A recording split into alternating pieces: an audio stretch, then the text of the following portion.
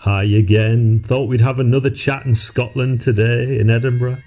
This time about that brain of yours that I'll bet you've not been taken good care of, have you? Go on, be honest. Oh, and in case you're wondering how to know whether your brain is healthy or not, I'm going to explain all of that to you in just a second. But before I get into it, I just want to make one thing clear because, you probably heard about it as much as I have about how rife mental illness is these days. Well, here's the thing, mate. If you fix your brain, there actually is no mental illness. Yeah, you can totally fix your broken brain just like you can heal other parts of your body. But just like anything else worth fixing, it's not a quick fix. This is going to require effort on your part. Do you know what I'm saying? If you're someone that's been getting rubbish sleep and binge drinking or binge smoking for years, regardless of whether that's cigarettes or weed, then these changes aren't going to happen overnight. It's going to take a bit of time, you get me? See, our brains are a bit of a weird thing, aren't they? Like, it's mad to think that they're caged up in our heads, controlling everything that we do. I imagine you're a bit like me and you probably don't really think too much about your brain specifically. I mean, that's not to say I don't closely monitor my overall health and do my best to look after my health, including my brain. But it's only now and then that I actually ask myself the question, am I doing everything I can to make sure that my brain's in tip-top condition? And this is something that I'd definitely encourage you to do, mate. We sort of take our brains for granted a bit, don't we? It's like a bit like the sun coming up every day. We just kind of assume that our brains are going to be there doing its job, functioning efficiently, even after we fill our bodies with junk sometimes. But the thing is, mate, brains need good healthy blood flow for them to be in great condition. And to get good healthy blood flow means cutting out all the things that you call treats. But at least you've stopped smoking, because smoking's one of the worst things you can do for blood flow to the brain. Why? Okay, well, think about it like this. You've got this glorious, intricate system running through your body, which is your cardiovascular system. And it's a bit like a network of highways, buzzing with traffic, each vessel carrying oxygen, nutrients, and all that lovely life-giving goodness to every part of your body. But you light up that little rolled menace and bam, it's like the highways turn into the M25 at rush hour. They get all clogged and constricted and choked by a whole host of chemicals. It really is similar to what happens in a traffic jam on the roads. It becomes chaos. The blood flow gets restricted and it gets diminished and strangled. It's just all bad. Oh, and mate, don't even get me started on sugar. See, the problem is that your brain, it's a very delicate organism, It wants stability, it wants order and proper nutrition to function at its best. But if you give it sugar, it's like planting a silent rogue assassin in there whose mission is to mess with your brain's delicate chemistry. If you consume a lot of sugar, your blood sugar levels are going to spike. And that might sound alright at first, because who doesn't like a lovely quick burst of energy, right? But what goes up must come down. And that crash, it's like the brain's version of a hangover. That's why a short time after binging on your favourite goodies makes you feel sluggish. And let's be honest, I think it makes you feel a bit miserable too, doesn't it? Over time, that constant rollercoaster of sugar surges and crashes is actually going to start affecting your brain's ability to store memories properly, because it messes with your hippocampus. And that's not a hippopotamus's cousin, by the way. That's the part of your brain that handles those memories. And I don't know about you, but I actually like being able to access all my favourite memories. And that's not all, mate. As you probably already know, sugar is super addictive. It triggers the release of dopamine, but not in the healthy way that you'd get from exercise.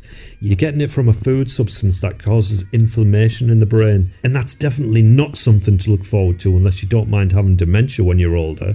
Yeah, mate, sugar, it's just a big contributing factor. Just start cutting it out as much as you can, along with alcohol and caffeine too. I'm not going to go into the alcohol stuff too much because we can talk about that another time, but just know that alcohol is really bad. And yeah, the caffeine's an obvious one, isn't it? Caffeine stays in your body way longer than you think. And because of that, it affects your sleep. And obviously, if you want to have a healthy brain, then you need to get good sleep. Oh yeah, mate, sleep isn't just about closing your eyes and checking out for a bit. It's the brain's chance to tidy up, to reset and recharge. It's like the mind's personal janitor, sweeping away the crap of the day, like clearing out toxins, consolidating memories, sorting out all the chaos.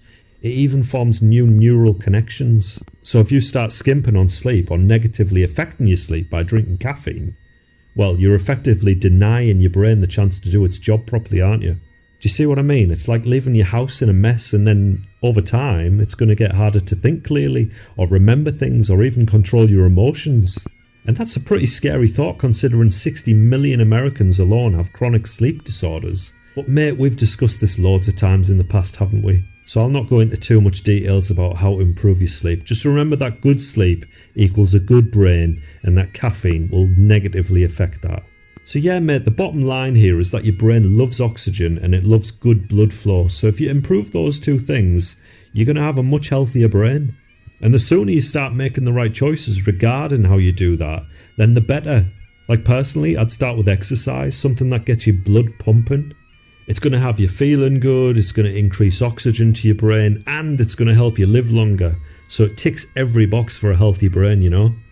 In fact, if you really want the secret sauce to which sport you should play for a healthy brain, it's one that might surprise you. It's tennis. Yeah mate, I shit you not, go research it. People who play tennis live the longest and have the healthiest brains. Look at Cliff Richard, isn't he like 200 years old and still playing tennis? No, but seriously, go check it out if you don't believe me. And plus, tennis is loads of fun to play as well, isn't it? It's like a double win. I mean, personally, I've always loved tennis. I feel like it's kind of like a symphony of motion that kicks the mind and body into gear. Like a beautiful dance between agility, strength and mental focus. And I guess it's that combination, isn't it, that's so great for longevity. I mean, it makes sense if you think about it. It's an intense sport. The constant running, the quick sprints, the sudden bursts of activity. This all gets your heart pumping, keeps that all important blood flow circulating around the body and the brain. Like you're literally feeding the brain with oxygen and nutrients. Add to the fact tennis requires strategic thinking, lightning fast decision making, and an intense focus. Every time you're calculating the trajectory of the ball or reading your opponent's next move, it's like you're giving your brain this mental workout that's going to keep it sharp, alert, and primed for long-term function. I know I'm waffling a bit here, aren't I? But tennis also has the social element, doesn't it? Like you're often playing with someone, interacting, laughing, communicating. It's social engagement, especially with a bit of friendly competition. And that's been proven to boost mental well-being, fight off loneliness, and even help stave off dementia. So maybe it's time we went for a game. What do you reckon? Oh, and before we go, I just want to add one last thing. Stress. Minimise that shit as much as you can. The brain is not a fan of chronic stress, so start meditating. You knew I'd get meditation into this chat somewhere, didn't you? But honestly, it just helps minimise stress and negative thoughts so much. I know, you've told me before you really struggle to meditate. Look, I'm going to send you a flow chart so you can follow that. Even if you can't meditate, you can still minimise those negative thoughts by following this flow chart every time you keep having these incessant disruptions in your mind.